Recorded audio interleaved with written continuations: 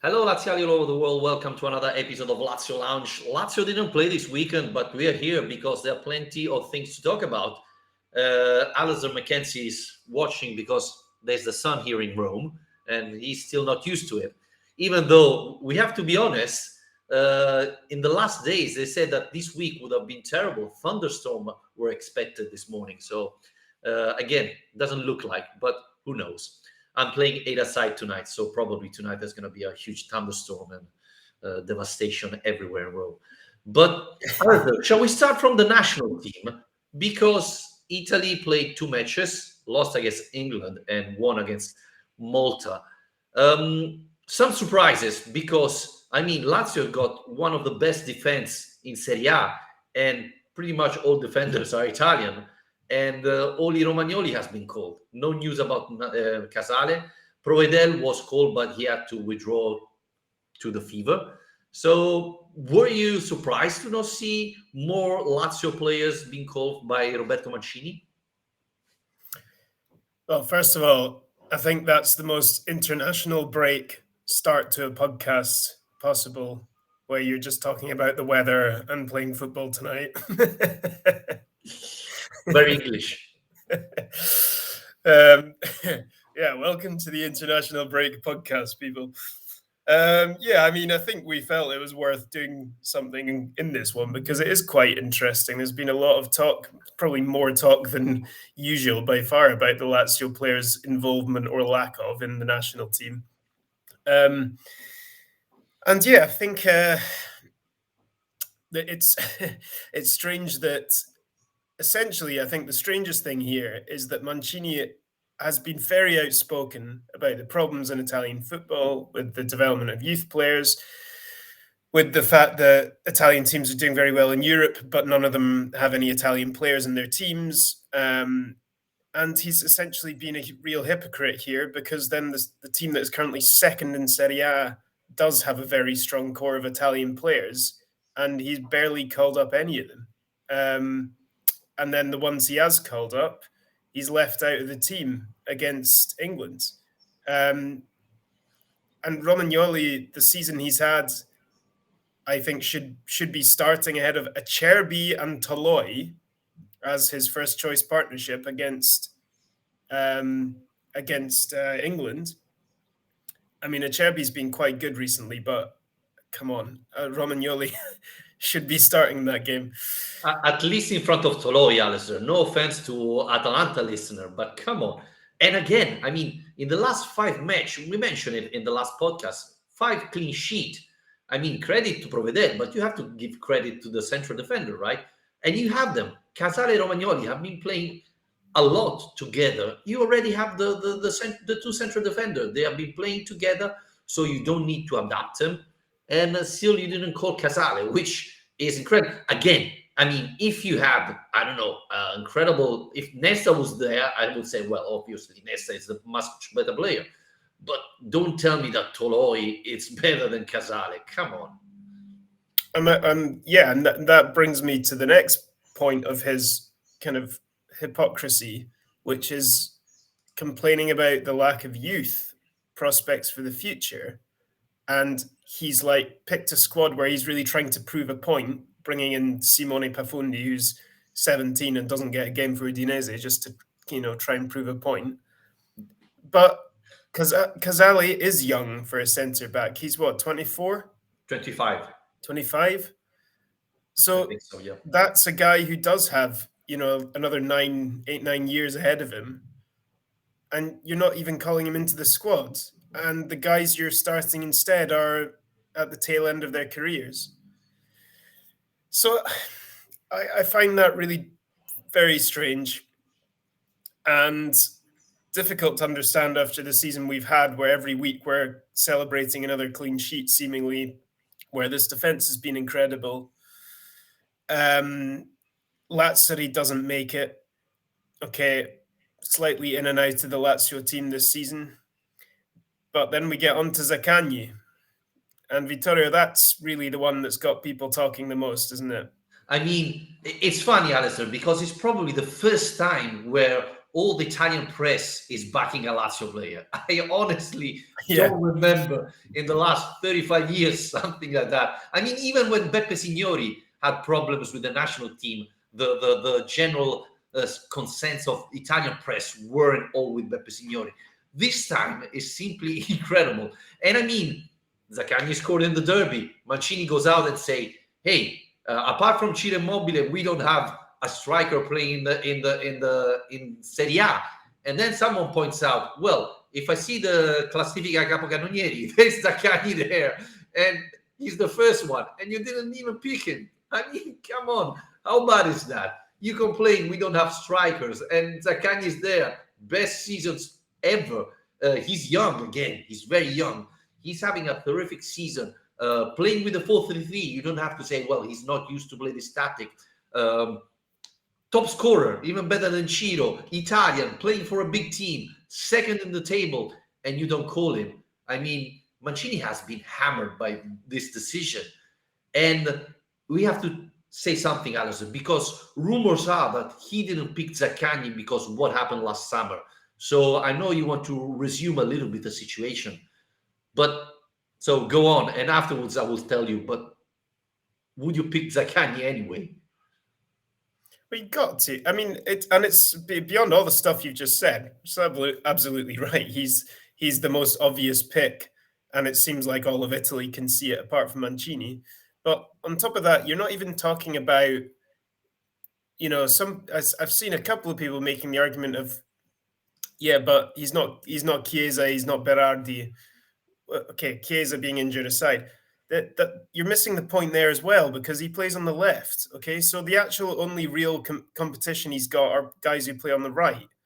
And as a result, against England, you end up playing Lorenzo Pellegrini on the left wing. Now, Pellegrini's a good player, but he's not a left winger.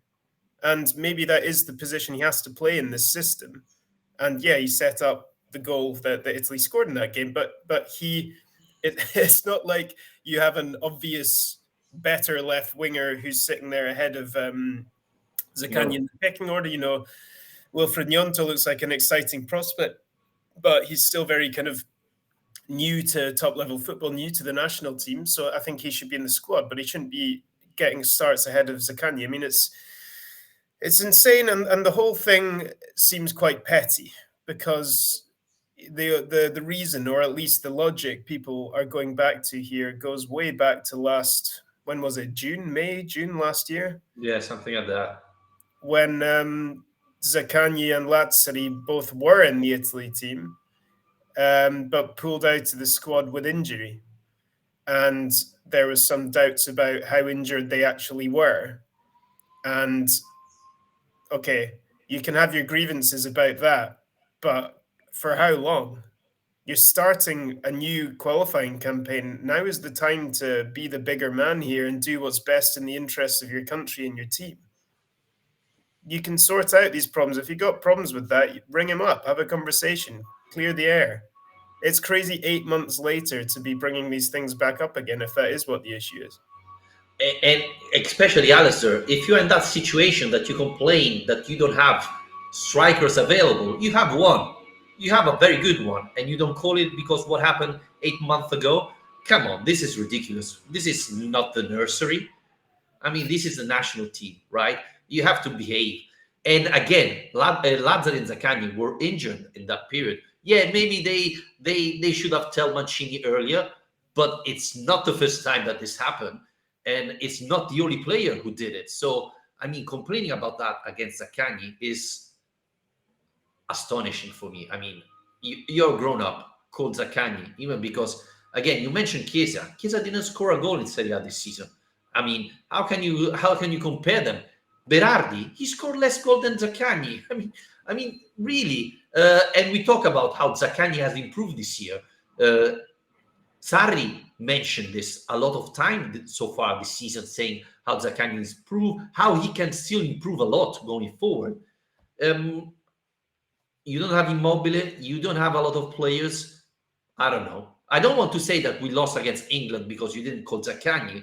I wouldn't go so far, but obviously you missed him. And the fact that Italy didn't create that many chances, again, Against Malta, we scored 2 goals. 2 goals, guys. I mean, we should have, in the past, Italy-Malta was 4-0, 5-0, things like that. We scored 2 goals, and Malta had even 2 good chances. So, I mean, this is concerning. This is really scary. Quite a close match, actually. Yeah, I mean, they had the biggest chance at the beginning. And this, Alasdair, lead me to another question. Retegui scored, and he has been linked to Lazio. Do you think he could be the vice-Immobile? Surprise, surprise. I mean, honestly, as soon as I saw this guy was called up to the Italy team, I was like, right, striker no one's heard of being called up to the Italy side. There's no way we're going to make it to the end of this international break without him being linked to Lazio, Roma, Inter, Milan, Juve, absolutely everyone. And look, I think that there is there are reasons why this is a deal that could interest Lazio. Clearly, they could be, or at least hopefully should be, pleased in the market for a number 9 this summer. Retegui looks like kind of guy who might be gettable without having to pay an extortionate fee, and he's at a young age. And now, as of a week ago, he's Italian, so that's gonna please obviously registration rules, but also please Sarri, who's recently come out and said that he wants more Italian players in his squad because he thinks it helps to create more of a kind of squad identity when there's a strong Italian core to the team. Okay, I'm not sure if that really works so much with a guy who doesn't speak a word of Italian. Come on. He's Italian, but is he really Italian? I mean, I don't want to go that road, but I don't think that creates that group, right? He doesn't speak Italian. I'm sure. More Italian than this guy. Yeah, I mean, Alasdair should be Italian rather than Retegui. So I don't think that's but I don't want to say what Mancini said, that he looks like Batistuta, because that's, I think, a little bit too far. But looks good, though. Yeah, he looks good. And I would say he has similar moves to Ciro Immobile, right? He has something that reminds me a little bit of Ciro Immobile. So that's why I think he will be the perfect fit, rather than Bonazzoli, or how it's called, the other guy, Zappelli, who has been linked to Lazio. That is the other Italian-Argentinian player playing for the under-21. So, yeah, I think that could be a good signing. As you were mentioning, though, Inter need a number 9, Milan need a number 9. A lot of teams in Italy need a number 9. And when that race starts, usually Lazio doesn't make it, right? Yeah, and then there's the question, which I think is essentially the really difficult question Lazio are going to have to face up to this summer, which is, if you are going out signing a number 9, what are you telling this guy? Like, what are they being brought in to do? Are they being brought in to be the vice-Immobile we've talked about for so long, who is essentially there as a backup, as a guy to come on in games off the bench and make an impact, as a guy to be rotated into the squad for midweek games, for maybe European games? Or are we signing someone to actually compete with Ciro to be the starting striker? But I think it has to be the second one, because this season has shown us that sadly we can't rely on Ciro's physicality anymore, his fitness, because he's getting older. Well, I would say first, you're going to be mentioned by Lazio Lounge, and this is a big plus, right? I mean, it's an incentive that not a lot of people could resist. And second, honestly, Alasdair, how many matches Ciro missed this season? I mean, you can be the vice-Immobile, but you know already that you're going to play at least 15 games, probably even more. I mean, if Sarri had a vice-Immobile, I believe that Ciro would have played less games. Maybe rotate a little bit more, rest a little bit more. So I think that 4 years ago, it would have been completely different. Ciro wouldn't miss a single game. Now, 33 years old, I think the same Immobile knows that he's not able to play all these matches. So I think it's a different discussion, right? You coming in saying, you know that probably you're not going to play the top games, but you're going to play a lot. You're going to play a lot of matches. And I mean, Ciro missed the two derbies. Ciro missed the Juventus game. Ciro missed Atalanta's game. You're going to play a lot of games coming to Lazio, which is probably, in this case, the big difference. Because if you go to Inter, well, I don't know. You're not going to be the starting player, right? I don't know what's going to happen to Lukaku, but they still have Dzeko. Sometimes they're going to play with Lautaro number 9. Same thing with Milan, right? They have Giroud, etc. So Lazio could be interesting because you're going to have more chances to play here rather than Inter, Milan, or the other clubs, right? I'm not sure. I'm not sure you do. I'm not sure you do, because that you're still talking about fighting for one position with a guy who's the all-time top scorer, an absolute legend of the club, who is going to be still, I mean, so difficult to dislodge, even if he's struggling with injuries, even if he's in bad form. Ciro has so much credit in the bank that it's going to be so hard to dislodge him, and it's going to be really, really difficult to kind of win over the fans and convince them that you're that guy.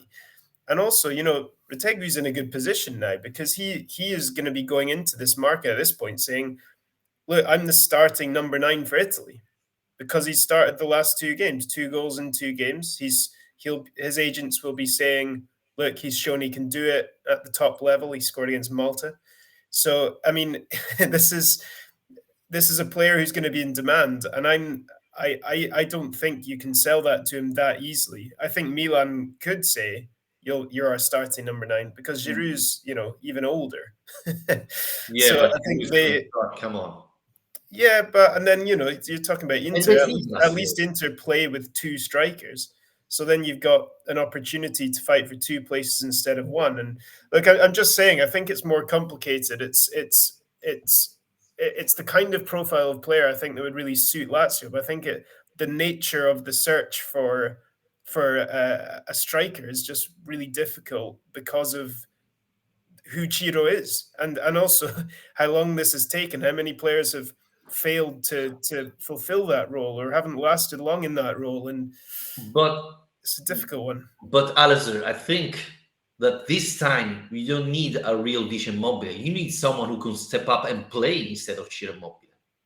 How important do you think the Champions League or not is, though, with that? Because I think that's a huge selling point. Absolutely. To a player like Retegui, who'd be coming to European football for the first time, especially to say,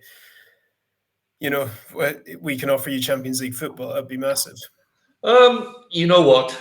I think Ciro would play the Champions League games, but definitely he would play the Serie A games. So, that's an incentive, and I would say even money-wise is important, because before these national games, Retegui was valued 8 million euros. I believe now the price has gone up, and Lazio need Champions League money to sign a player like that. So I think that's going to be really important. The other thing is we have Sarri, and you could tell him, well, with Sarri, number says that everybody scores more goal than they usually do.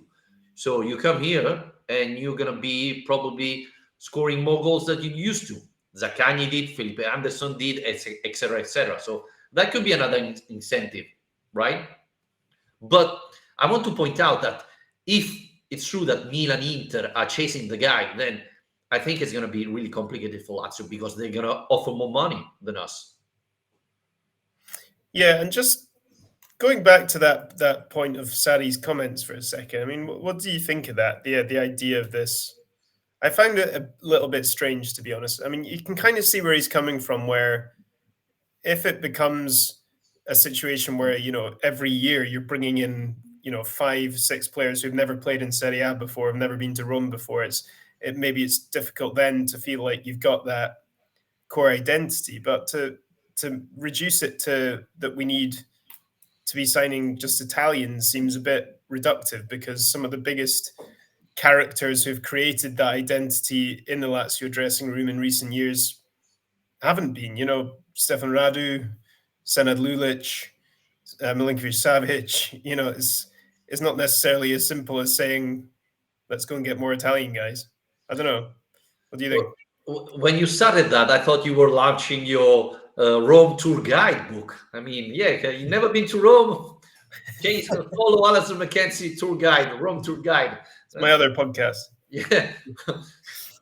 $50, I will show you the best places in Rome and where to eat. You know what? If you go back and look Juventus, they won and they had Bonucci, Chiellini, Buffon. They had a lot of Italian players in the squad. And I don't think it's a coincidence that this year Lazio have won a lot of important matches. It's Milan, Atalanta, Inter, Napoli.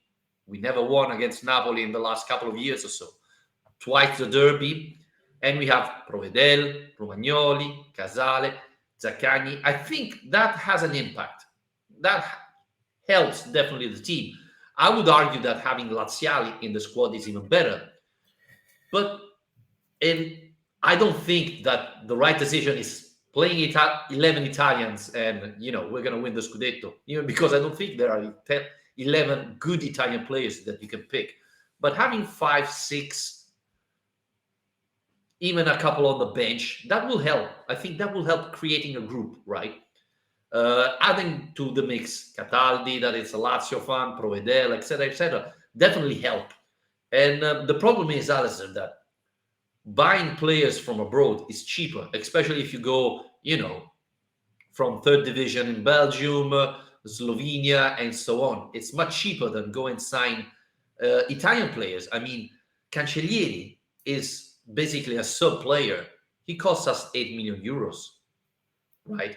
I mean, we got Maruzic, who's starting every single game. We paid him 5 million euros. There's a huge difference there.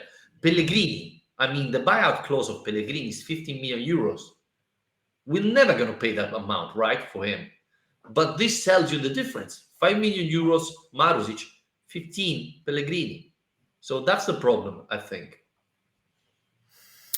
Yeah, certainly if it's players, with a younger age profile as well. Because, there's been a bit of talk about Gagliardini, who we've seen quite a lot of that. I'm pretty sure you had this reaction last time as well.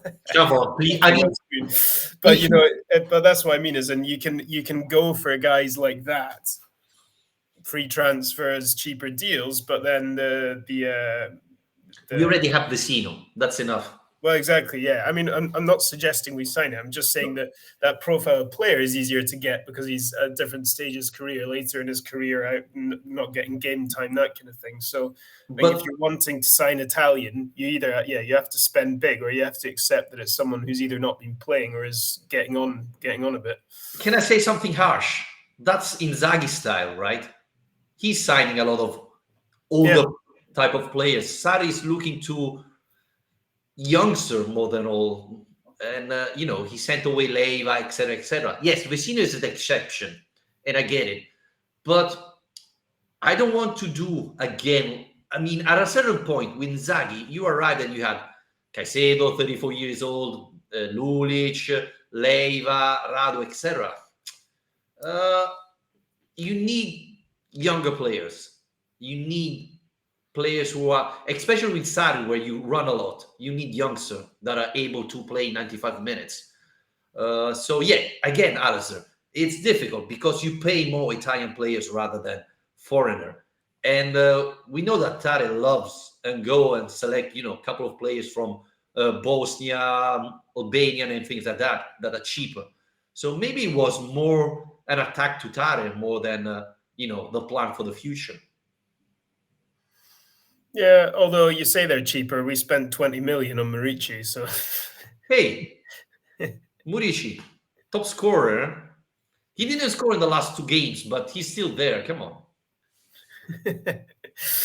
Yeah.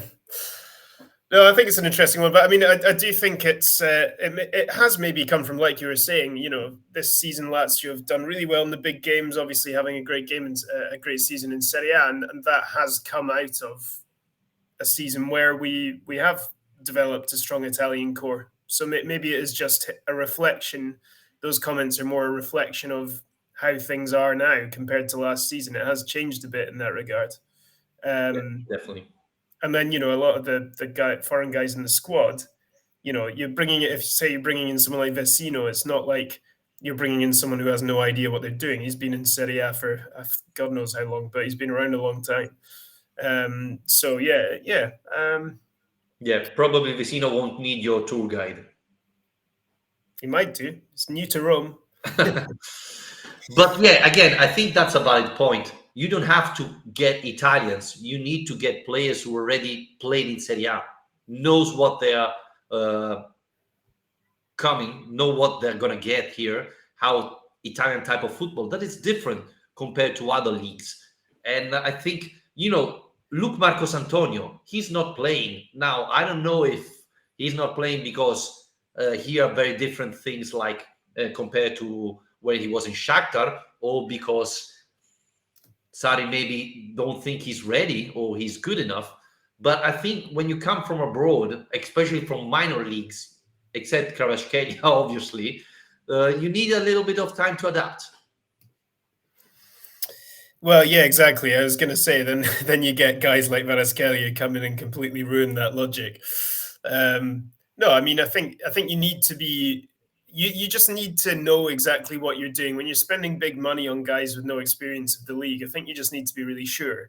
And the Murici deal, I was laughing about it, but I think we were a bit unsure from the start, just because it didn't seem like that he has an obvious fit in the team. It didn't, the kind of player he was. And remember, you did a podcast with a Turkish journalist who didn't sound very convinced about it either. So, I mean, well, he said he was completely different from vice-Immobile, right? He needed a ball in the box and cross that Lazio usually didn't do. So, yeah. So Kvaratskhelia, that at least they know.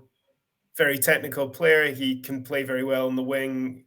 I don't know. I think you're looking for a kind of certain profile of player if you're going to be spending that money. Yeah, absolutely.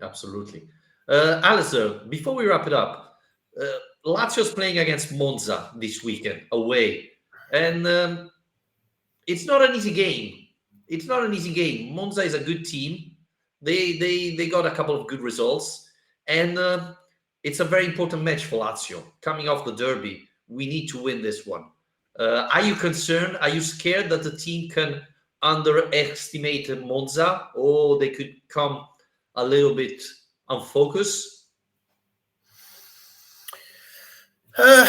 You would hope not. I mean, I think there are probably more concerns about that if the game came directly after the derby, where there's such an emotional release after winning a match like that. But because there's been an international break in between, it allows everyone to kind of reset a little bit more and hopefully be fully focused by the time it comes and fully aware of the opportunity they've got here now. Because, with just these 11 games left to focus on, it's a real opportunity, huge opportunity. And yeah, I mean, Monza are a bit of an odd one. It's the kind of game Lazio should win, but it's, again, the kind of thing you feel this season is exactly the kind of game that Lazio have stumbled in. And, they did have a great run earlier this season, but they've not been in great form recently. I had a look earlier because I had a feeling they hadn't. I wasn't sure exactly, but they one win in their last 5 now. And their last 2 games were against Verona and Cremonese, like 2 of the worst teams in the league, and they couldn't beat either of them. So they're not exactly in fantastic form. They've not really got a huge amount to play for either, because they're kind of safe, but they're not really anywhere near the European places. So, I think it's just really important to avoid that complacency that we've seen already this season countless times. Lecce, Empoli, Salernitana, Sampdoria, all these teams we've dropped points against. Really important not to let that sink in again. And yeah, I mean, hopefully we can start finding a few more goals as well, because as good as the derby was, it didn't actually solve that problem at all. Still only scoring once against a 10-man team. So rumors are that Ciro could start against Monza. Would you risk him? I think they need to be absolutely sure, don't they? Because this is what happened last time, wasn't it? There's a feeling that he kind of came back a bit too quickly. I think the problem with Ciro is he's so desperate to play. I mean, it's not a problem. It's a great attitude, but he's always going to want to play, and it's up to the club to make an executive decision on what's best for him and his recovery, because he won't really know. He won't know, like, medically what position he's in. So No, he was on the bench on Derby, if people didn't notice. And when Zaccagni scored, he ran under the Curva Nord. And when I watched it at home, I said, what the hell are you doing? You're injured. You shouldn't be running.